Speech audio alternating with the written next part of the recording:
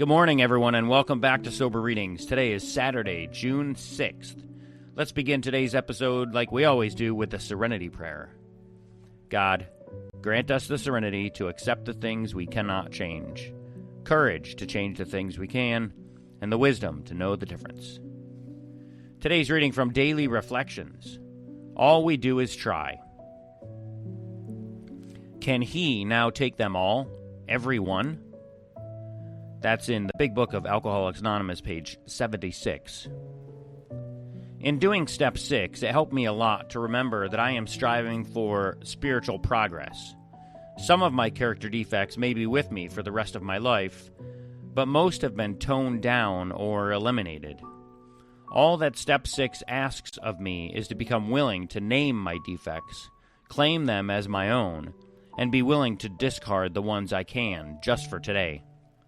As I grow in the program, many of my defects become more objectionable to me than previously, and therefore I need to repeat step 6 so that I can become happier with myself and maintain my serenity.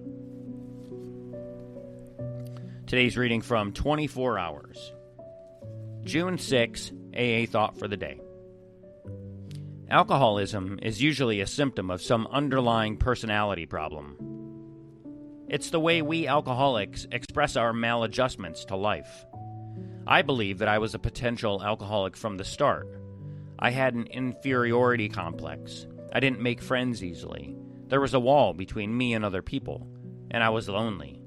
I was not well adjusted to life. Did I drink to escape myself? The meditation for the day. According to the varying needs of each person, so does each person think of God. It is not necessary that you think of God as others think of him, but it is necessary that you think of him as supplying what you personally need. The weak need God's strength. The strong need God's tenderness. The tempted and fallen need God's saving grace. The righteous need God's pity for sinners. The lonely need God as a friend. The fighters for righteousness need a leader in God. You may think of God in any way you wish.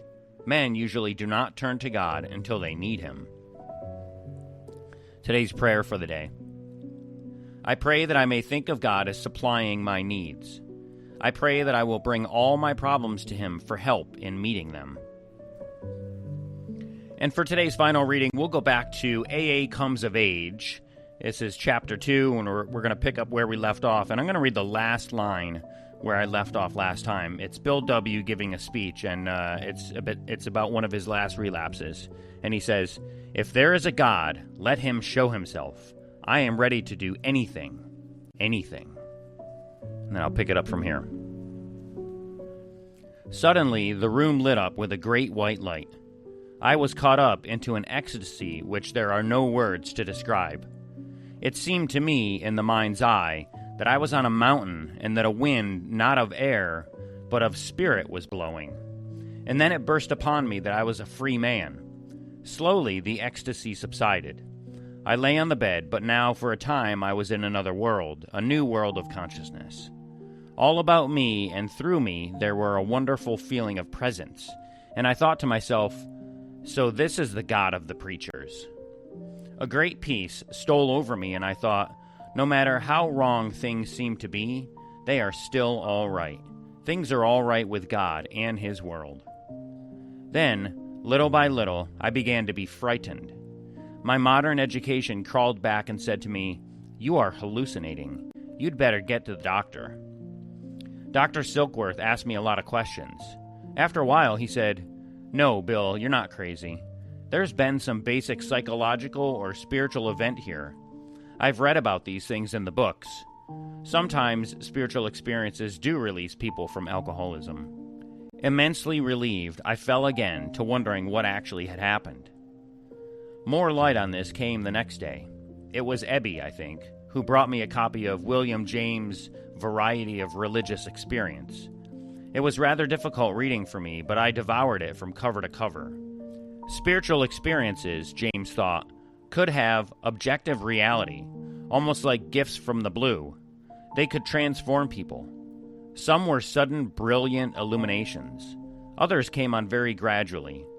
Some flowed out of religious channels, others did not. But nearly all had the great common denominators of pain, suffering, calamity. Complete hopelessness and deflation at depth were almost always required to make the recipient ready. The significance of all this burst upon me. Deflating at depth. Yes, that was it. Exactly that had happened to me.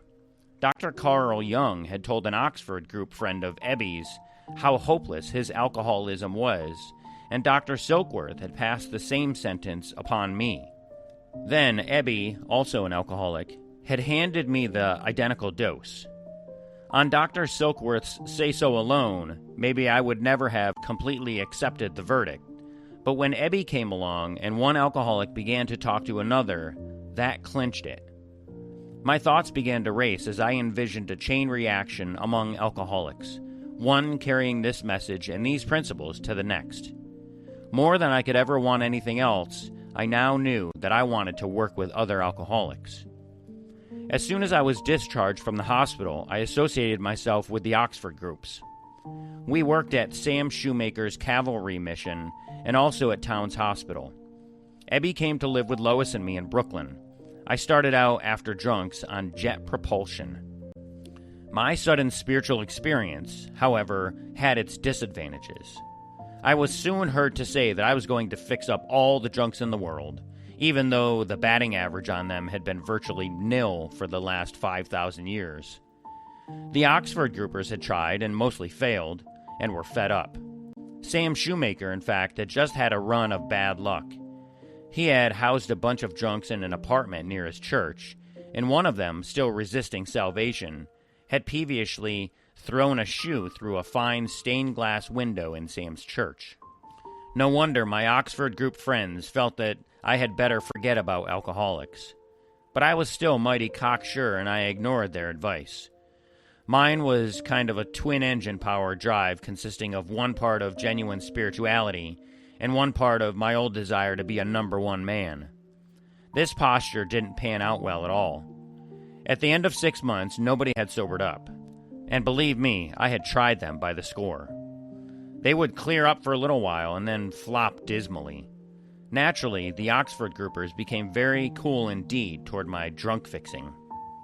Lois, meanwhile, was still working in the department store, and folks were beginning to say, "Is this fellow Bill going to be a missionary for life? Why doesn't he go to work?" Even to me, this began to look like a good idea. I began to hang around Wall Street again, and through a chance acquaintance I had scraped up in a brokerage shop, I insinuated myself into a proxy row that involved control of a little machine tool company in Akron, Ohio. In May of 1935, a party of us went out to Akron, fighting for control of the company. I could already see myself as its new president. But when the chips were down, the other side had more proxies, and our side got licked. My newfound acquaintances were discouraged, and they left me in Akron's Mayflower Hotel with only about $10 in my pocket. They departed on Friday.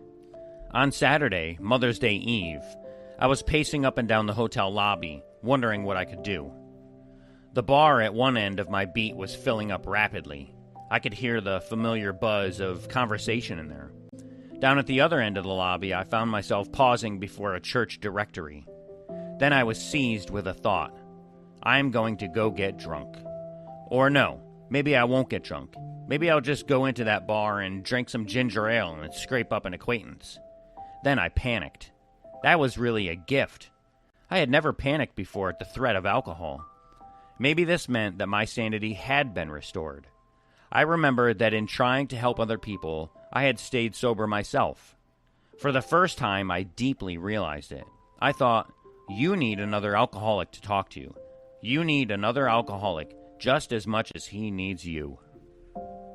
And that is where I'll end today's reading of AA Comes of Age. And that was Bill W. speaking live at an event. And so that's going to wrap up today's episode of Sober Readings. I hope you enjoyed that reading. If you did, do me a huge favor and hit that like button and share this episode with someone you think might need it. And also, if you'd like to be a guest on Sober Readings, I would love to have you. Send me an email at soberreadingswithscott@gmail.com. And if you'd like to drop $1 in the virtual donation basket, just go to my website, soberreadings.com, and click the donate button.